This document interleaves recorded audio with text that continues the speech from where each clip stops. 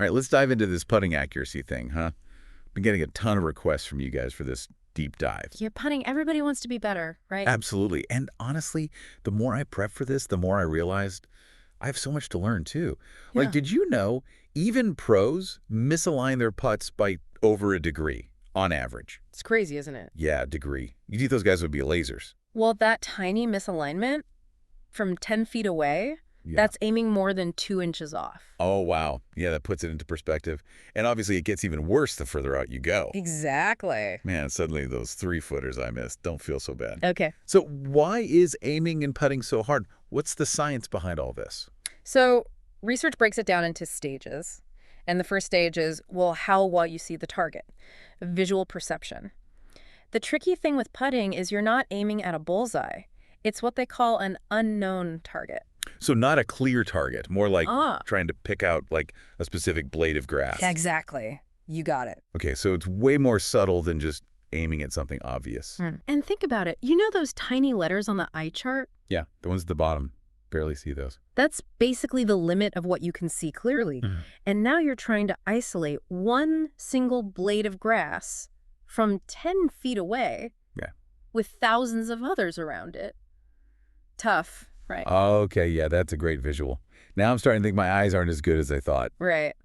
Plus, you've got another layer. You got to factor in the slope of the green. Right, it's not just a flat surface. You have to judge distance and angle on a surface that's usually tilting away from you. So depth perception becomes a huge part of it too. Huge. Man, stage 1, visual perception, already more complex than I thought. Okay, so stage 2, this must be where we, turn that gaze into action, right? Yeah, you got it. I bet that's where it gets really interesting. You're right, because even if you do lock onto a target, turning that visual information into, actually putting the ball, it's tricky. A lot of golfers get frustrated here, think they're aiming right, but the ball doesn't go where they want. Yeah, I know that feeling well. Yeah. So what's the disconnect? Well, a key idea here is anchoring your gaze direction. It's about using something physical, like the shaft of your putter. Yeah. To create a line connecting your eye, the ball, and the target. Oh, so it's like a physical guide.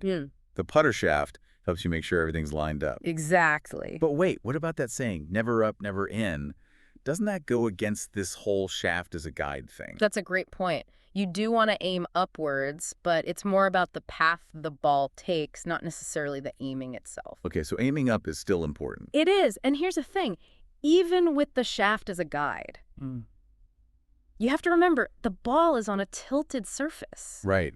That line you think you're aiming at, it's not straight. It's actually a slight curve. Wait, a curve. Okay, I'll admit, my mind is a little blown right now. I never thought about it like that. It's like, imagine rolling a ball down a tilted board. Oh yeah, it's not going to go straight. Exactly. It curves along the tilt. And it's the same thing on the green. The ball follows that slope. It creates a curved path. Okay, I'm starting to picture it now. Good. So what about green tilt then? Does that come into play here too? Big time. Green tilt or effective slope. Super crucial. Okay. Think of it this way. Slope is like the overall hill of the green, right? And tilt is like a mini slope, just under your ball. That makes sense. That's way clearer than any other explanation I've heard. Yeah. So how does that mini slope mess with my aim? It changes what's called the aim plane. That's the path the ball needs to travel. So like that ball on the tilted board, you need to adjust your aim. So if the green's tilting right, I adjust my aim to the right. Exactly. Right. Your perception needs to account for that tilt. And that's why marking your ball is so important. Yeah. Gives you a chance to really visualize that tilt, make sure your putter face is aligned correctly. Okay, that's making a lot of sense now. Yeah. So where does this whole eyes over the ball thing fit into all this? Eyes over the ball. It seems a bit basic now, after everything we've talked about. Eyes over the ball is really interesting. Became popular in the 50s, but a lot of people misunderstand it. You could almost call it accidental accuracy. Accidental accuracy. I like that. Tell me more. So it wasn't always taught correctly, but that setup, it kind of accidentally helped some golfers get a more accurate setup. Okay. It encouraged what's called a straight-out gaze, meaning you're looking straight out, perpendicular to your head's rotation. So if my head's like a turret, my eyes are the cannons shooting straight out. I love that analogy. Okay, so if that laser beam from my eyes is lined up, then as my head rotates, it should sweep across the target line. Makes sense. Yeah, the problem is a lot of golfers these days, they just remember eyes over the ball. They don't remember all the specifics of how to do it right. So they're not getting that straight-out gaze. Exactly. And that brings us to a more modern approach, which is the Puttalyze method. Okay, so how does Puttalyze handle all this? It's way more deliberate, much more precise. A lot of emphasis on squaring your chest and shoulders to the putter face, aligning your neck with the putter's heel-toe line, and maintaining that straight-out gaze we were talking about. So it's not just where your eyes are, it's your whole body. Man, this is making me rethink my entire putting setup. It's all connected, right? And actually, we haven't even gotten into how your body alignment affects the actual stroke itself. Okay, well, let's dive into that next. This is fascinating. So yeah, your body alignment, it really does have a big impact on your stroke. I think that virtual wall analogy helps to visualize this. Yeah, I'm curious to hear more about that. How does visualizing a wall make me a better putter? So picture this. Your puddle face is that wall. And if you set up with your shoulders parallel to the wall, your stroke is going to move straighter along that line. So it's about getting everything. My body, my aim, the putter face, all in sync. Exactly. And the research gets really specific about the perfect setup and stroke mechanics. You know, keeping your elbows out, letting your arms hang naturally, the way you grip the putter to keep it stable, they all matter. You know, I'll be honest. For the longest time, I thought putting was all about, like, feel and touch.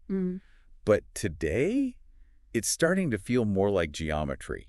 Well, it's both. You need that feel to judge speed and break, but if you aren't aiming and stroking the ball correctly, that feel is useless. I mean, imagine trying to sink a putt without even lining up the shot. Yeah, that's not going to work. So where does that feel and touch actually fit into this more scientific approach? The research calls it smart touch, which I love. It's not just about hitting it hard. It's about using your read of the green to create the conditions for the ball to roll naturally along the path you want. So reading the green becomes part of the putting stroke. That's deep. It is. Smart touch takes into account speed, break, tilt, all of it. Then you use that information to figure out how much force and what direction you need. So it's almost like strategy and mechanics merging together. Yeah, exactly. And that's what makes putting so challenging and so fascinating. Well, I think we've covered a ton of ground here. Visual perception, green tilt, that straight-out gaze, even this smart touch concept. Putting accuracy is clearly so much more than meets the eye. So out of everything we've discussed, what are some key takeaways our listeners should really focus on? The biggest one. Putting accuracy is a complex skill. It's not just hand-eye coordination or feel. It's understanding how your vision works, turning that into a good setup, and executing a stroke that supports your aim. Right, so all those drills you talked about earlier, they really matter, right? It's not just random practice, it's working on these specific skills. Yes, like that tube drill for your gaze or that wall drill for headspin. They might seem weird, but they train those aiming aspects that people often forget about. Just like any other part of golf then. If you want to get better, you got to break it down, work on it intentionally. I couldn't have said it better myself. And that brings up a question for our listeners out there. Now that you understand aiming better, the perception, the setup, how it all ties into the stroke, how would you change your putting practice? What would you focus on now? Yeah, like what drills are you more likely to try now? It's funny because there isn't one right answer for everyone. Right. Some golfers might realize they need to work on seeing the target better, figuring out the slope and tilt. Others might need to pay more attention to how they set up and how it affects their stroke. And some might realize that they need to get a better feel for speed and break to develop that smart touch we were talking about. So it's really about experimenting, seeing what works for you. There's no magic formula. Nope, no magic formula. The key is you become a scientist of your own putting. Experiment, see what happens, refine your approach based on what you learn. That's the beauty of golf. It's all about learning, adapting, and getting better. Couldn't agree more. Well, I think that wraps up our deep dive into putting accuracy. I don't know about you, but I found this really fascinating. Me too. Amazing how much depth and nuance there is to something that seems so simple on the surface. You know, even for someone who studies this stuff, there's always something new to discover. And actually, speaking of nuance, there's one last thing from the research we haven't touched on. Oh, a cliffhanger. I love it. What is it? The research mentioned how the way we see the ball entering the hole can affect our aim. It's pretty mind-blowing. Whoa, I've never thought about that. So instead of aiming at a spot on the green, our brains might be accounting for where the ball needs to go in the hole. Exactly. Our subconscious might be aiming at that entry point, and that can change our overall aim. Wow. That adds a whole other layer to this. It's like our mental image is just as important as our setup. It's like connected, you know? Yeah. Honestly, we could do a whole other deep dive just on that, but for now, I think we've given our listeners plenty to chew on. Definitely. Lots to think about, and hopefully some new things to try on the putting green. Absolutely. To everyone listening, take these ideas, try some new techniques, and just see what happens. You might surprise yourself. And who knows, maybe you'll start draining more putts than ever. We can always hope. That's the dream. Thanks for joining us on this deep dive, everybody. Until next time. Keep putting. It's wild, right? We've learned so much about aiming, and we've only just scratched the surface. I feel like I have a whole new understanding of how much science and skill goes into putting. Me too. And for everyone listening, I hope this has helped you understand what it really takes to sink those putts consistently. Absolutely. It's easy to focus on just the mechanics, the grip, the stance, the stroke. But today really showed us that the mental game is huge too. The perception, the focus, all the tiny details. Yeah, it all matters. Golf really is a game of inches, especially putting. Those tiny differences between holding it and lipping out. Ugh, it's so frustrating sometimes. For sure. But when you understand the science and, the psychology behind putting, well, it gives you a better chance out there. So for our listener who's ready to put all this into practice, where should they start? I'd say just start trying things. Experiment. All the stuff we talked about. Puttalyze. Those drills for your gaze and headspin. Smart touch. Just get out there and try it. See what works for you, what feels right. Be a scientist of your own putting game. Exactly. And hey, remember, even pros miss putts. True. It's part of the game. But the more you understand about accuracy, the fewer misses you'll have. Couldn't have said it better myself. Well, I think that wraps up our deep dive into putting accuracy. Thanks for being with us, everyone. Until next time. Happy putting.